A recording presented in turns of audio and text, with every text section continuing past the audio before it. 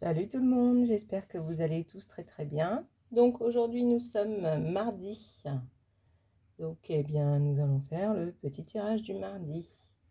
Donc depuis peu je fais deux tirages. Donc là je vais faire le premier tirage avec le nouvel oracle du Petit Lenormand.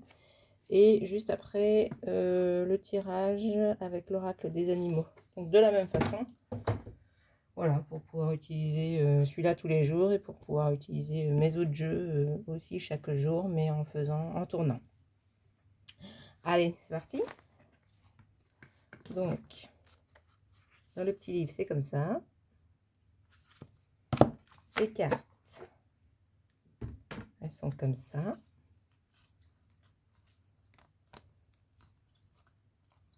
Voilà. Alors, donc, comme toujours, je rappelle que c'est un tirage que je fais pour vous. C'est pas pour moi. Donc, il vous suffira de... il vous suffit de poser une question. Et ensuite, je vais tirer 3 cartes et vous aurez à choisir l'une des 3 cartes et on lira ensemble ce qu'elle signifie. C'est parti, vous êtes prêts? Alors, carte numéro 1, carte numéro 2, carte numéro 3.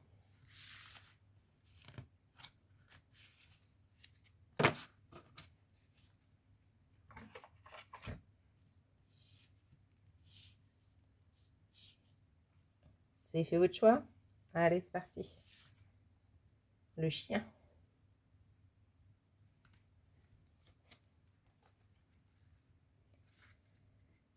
Alors, que dit le chien?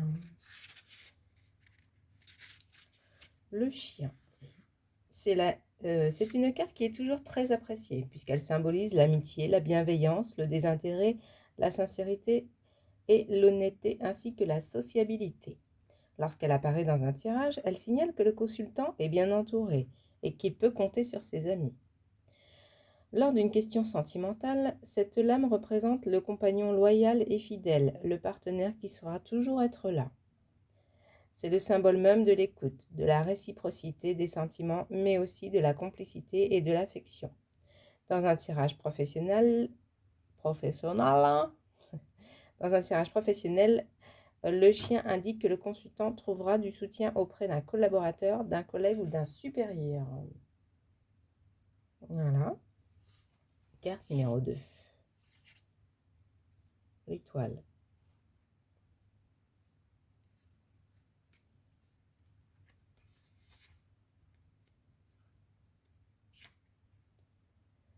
Comme dans bien des oracles, ou encore comme dans le tarot de Marseille, cette carte est celle de l'espoir, de la satisfaction, de la foi, de l'intuition et de la clairvoyance. Lorsqu'elle apparaît dans un tirage, elle indique que le consultant est sur la bonne voie. Elle indique que la période est propice aux nouveaux projets, aux opportunités et aux ouvertures. C'est aussi la lame des nouvelles connaissances, soit intellectuelles ou relationnelles. Pour un célibataire dans une question relative à l'affectif, elle conseille de ne jamais perdre espoir. Pour une interrogation en lien avec le couple, elle représente la communication et l'écoute.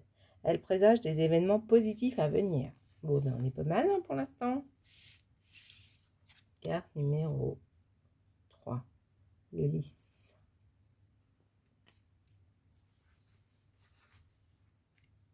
Il y a le chat qui arrive.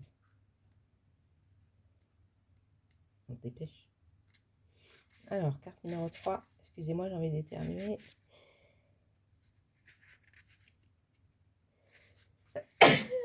Excusez-moi.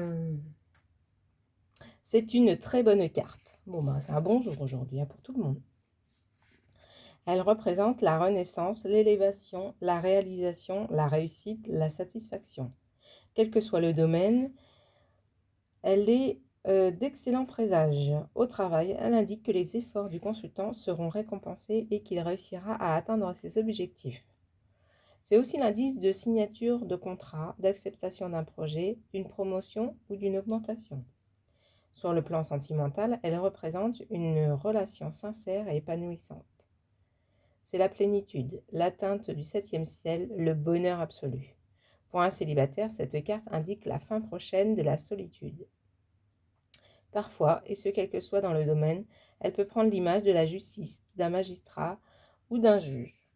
Bon, voilà. Bon, bah, c'était un bon petit tirage, hein.